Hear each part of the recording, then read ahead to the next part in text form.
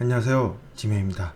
이 물건 임차인이 진정한 임차인이라면 굉장히 똑똑하지 않을까 좀 생각을 해보게 됩니다. 저 도봉구 쌍문동에 있는 아파트입니다. 전용이 84.86인데요. 여기 보통 이 정도 보시면 30평대여야 되는데 여기서는 29평의 아파트입니다. 자, 29평이고요. 감정평가는 5억 1,300만 원입니다.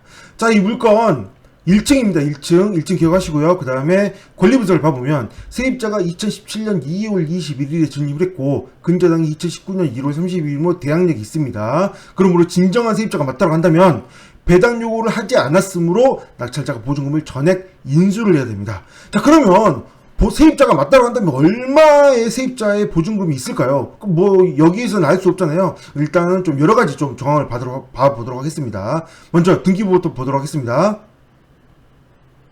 자, 등기부를 보시면 세입자가 들어올 당시 2017년도에 들어올 당시에 이 세 개의 근저당이 살아있는 상태였습니다.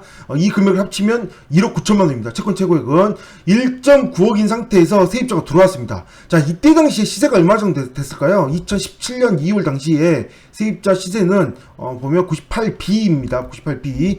2017년 2월 당시의 시세는 대충 한 3억 정도, 1층이므로 3억 정도 하지 않을까 추측을 해봅니다. 3억 정도라고 한다면 1.9억의 근저당이 있는 상태에서 시세가 3억이면 세입자가 얼마에 들어왔을까요? 진정 세입자가 맞다고 한다면 뭐 알 수가 없죠. 이때 당시에 전세 금액처럼 들어왔을 수도 있고 아니면 뭐 월세로 들어왔을 수도 있고 제가 전세나 월세 실거래를 다 찾아봤는데 이 근처에 1층은 찾아볼 수가 없었습니다. 그러므로 실거래 신고는 되지 않아서 직거래를 했거나 뭐 다른 걸로 인해서 신고를 하지 않은 걸로 보입니다. 자, 그렇다고 한다면 맥시멈 1억 이상이 될 수도 있는 인수당이 1억 이상이 될 수도 있잖아요. 그런데 권리신고를 하지 않았습니다. 아, 이거 왜 그럴까요? 월세 있지, 전세 있지, 알 수가 없잖아요. 자, 등기부를 먼저 보도록 하겠습니다. 계속. 자, 근저당이 있는 상태에서 세입자가 들어왔는데요. 이후에 변화가 된 게 있는데, 보시면, 2019년 1월 31일날 근저당이 또 설정이 되었습니다. 앞에 근저당이 있는 상태에서 근저당이 설정이 됐기 때문에, 아무래도 후순위 근저당에서 저축은행에서 받은 걸로 보이고요. 채권 최고액은 2억 4천만 원입니다. 그러면 좀 생각이 좀 드는 거잖아요.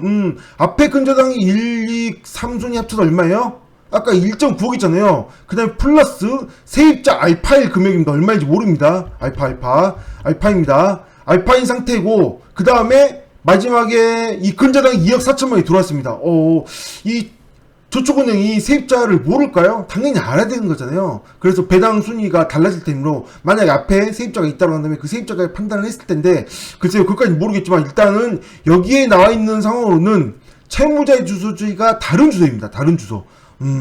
그러면 다른 주소이기 때문에 여기에 누군가 살고 있다는 뜻인 거잖아요. 그럼 누군가가 살고 있고 그 상태에서 2억 4천만 원의 근저당을 잡았습니다. 1.9억이 근저당이 있는 상태에서 플러스 세입자 플러스 2.4억입니다. 2.4억. 이게 좀 벌써 지금 이렇게만 금액이도 어마어마한 거잖아요.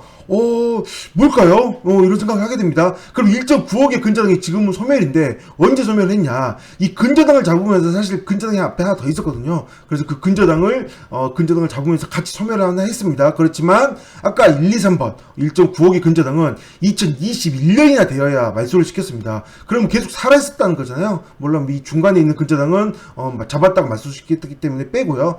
그러면 제가 방금 말씀드린 것처럼 처음에 1.9억 플러스 세입자 플러스 2.4억이나 대출을 받은 겁니다. 2.4억이나.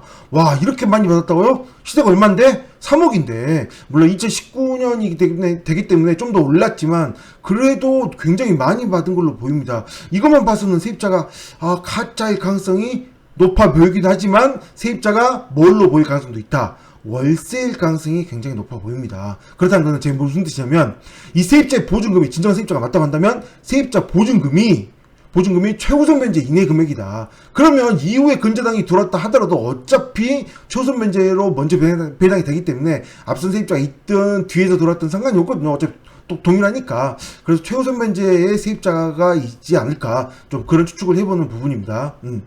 그렇다고 하더라도 내가 이 물건을 낙찰 받는다면 대항력의 세입자가 맞음으로 세입자의 보증금은 얼마일지 모르지만 인수를 해야 된다는 거죠. 세입자 보증금이 얼마인데요? 그거 모르잖아요, 지금.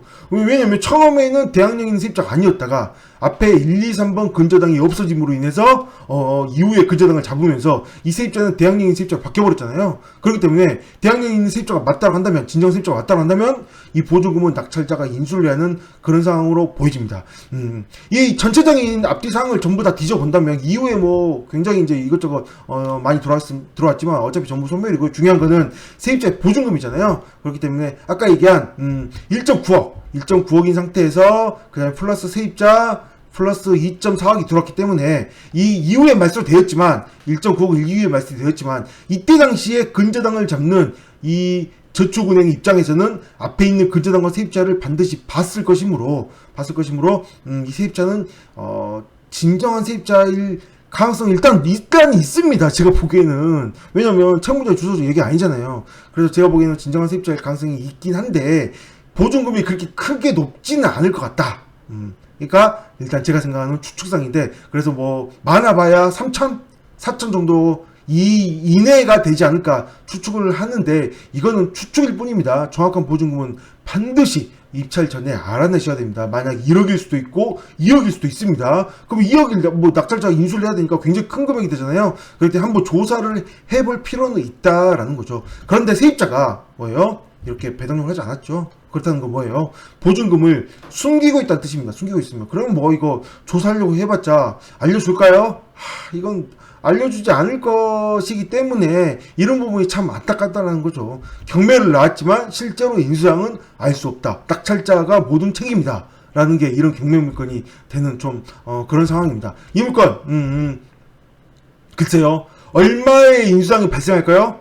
낙찰이 되고 잔금 납부가 되는 것까지 보면 알 수 있겠죠. 낙찰만 됐다고 해서 알고 보니 보증금이 높았다면 미납할 수도 있으니까요. 결과를 지켜봐야지 알 수 있는 그런 물건입니다. 이거 입찰할 때는 사실 굉장히 조사를 많이 해봐야 되겠는데, 조사를 한다고 해서 과연 알아낼 수 있을까라는 생각이 드는데, 일단 저라면 뭐부터 알아봐요? 당연히 여기 저축은행부터 알아보게 될 겁니다. 이 저축은행 입장에서는 이 앞에 있는 세입자에 대한 정보를 충분히 가지고 있을 수 있고 충분히 정보를 제공해 줄 수도 있기 때문에 여기에서 정보를 얻어내는 게 가장 확실하지 않을까 좀 생각해 보게 됩니다. 네, 여기까지 하겠습니다. 감사합니다.